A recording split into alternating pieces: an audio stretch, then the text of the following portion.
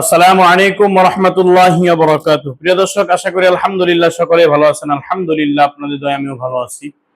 তো আজকের যে বিষয় নিয়ে আলোচনা করব সেটা হলো যে আপনার ঘরের মধ্যে জিন এবং জাদু আছে কিনা সেটা বুঝবেন কিভাবে, বা সেই আলামতগুলো নিয়ে ইনশাআল্লাহ আলোচনা করব। কিছু আলামত যেগুলা আপনার কমন হয়ে থাকে সেই বিষয় নিয়ে এগুলো ইনশাআল্লাহ আলোচনা করব। তবে সব আলামত যদি মিলে যায় তাহলেই যে আপনি জিন জাদুর রোগী, বিষয়টা তেমন নয়। আর সব আলামত মিলে গেলে যে আপনি জিন জাদুর রোগী না, সেটাও নয়। সুতরাং আপনি অবশ্যই পরীক্ষা নিরীক্ষা করে সুনিশ্চিত হবেন ইনশাল্লাহ। তবে সাধারণত যে আমলগুলো ফেস করতে হয় জিন জাদুর জন্য, সে আমলগুলো নিয়ে ইনশাল্লাহ আলোচনা করব। 1 নাম্বার, ঘরের মধ্যে যদি জিন অথবা জাদু সমস্যা থাকে তাহলে সেটা হলো যে আপনি ঘরের মধ্যে কোরআন তেলাওয়াত শুনতে পারবেন না, কোরআন তেলাওয়াত সহ্য করতে পারবেন না, বা আজান, এগুলা আপনার অস্থিরতা লাগবে, এগুলো শুনতে গেলে অস্থিরতা কাজ করবে। 2 নাম্বার, বারবার ঘরে অদ্ভুত শব্দ, ফিস ফিস বা কান্নার আওয়াজ শোনা, মনে হইতেছে যে ঘরের মধ্যে অদ্ভুত রকমের চলাফেরা, বা মনে হইতেছে যে অদ্ভুত শব্দ, মানে হঠাৎ মানে হুচুট করে এরকম শব্দ হওয়া, ভিন্ন ভিন্ন ভিন্ন রকম শব্দ হওয়া।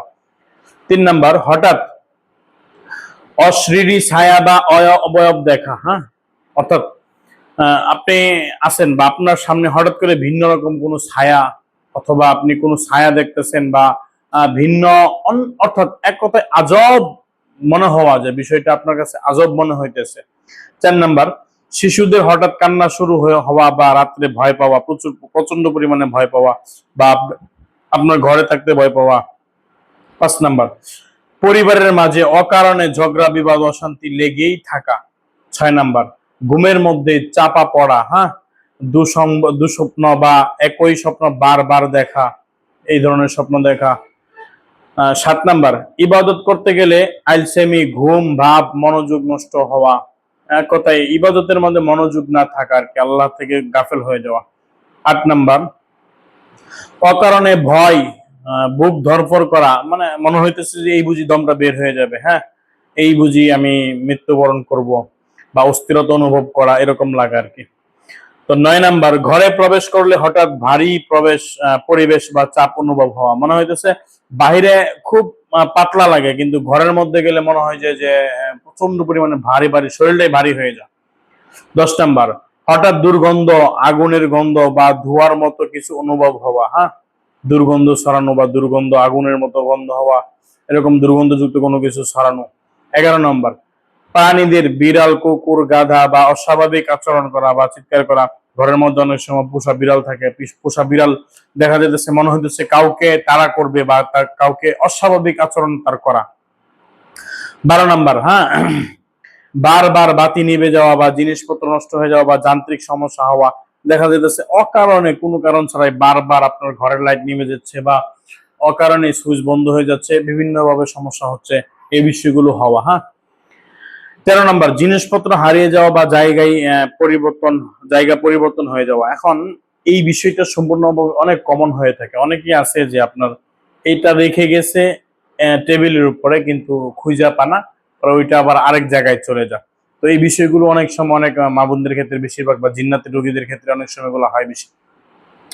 14 নম্বর, হঠাৎ গরম হঠাৎ ঠান্ডা পরিবর্তন হওয়া, বা বাতাসের শব্দ হওয়া, মনে হয় যে কানের মধ্যে ফিসফিস বা তাসের শব্দ হইতেছে।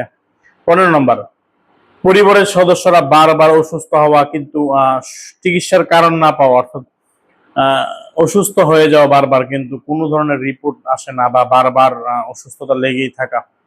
16 নম্বর, ঘরে হঠাৎ পোকামাকড়, তেলাপোকা, টিকটিকি, সাপ বা বিচ্ছুর অধিক পরিমাণে বেড়ে যাওয়া, এগুলা। 17 নম্বর, রিজিক বা ব্যবসায় অকারণে সমস্যা হওয়া, অর্থের অশান্তি লেগেই থাকা, এক কথায় কোন ধরনের ঘরের মধ্যে শান্তি মিলে না। 18 নম্বর, ঘরে ঢুকলেই মন খারাপ হয়ে যাওয়া, বা ইবাদতের আগ্রহ হারানো, ঘরে ঢুকলেই এক ভিন্ন রকম মনের মধ্যে এক কথায় মনের মধ্যে একটা কষ্ট, বা মনের মধ্যে একটা ভার চলে আসা, শরীর বার হয়ে যাওয়া।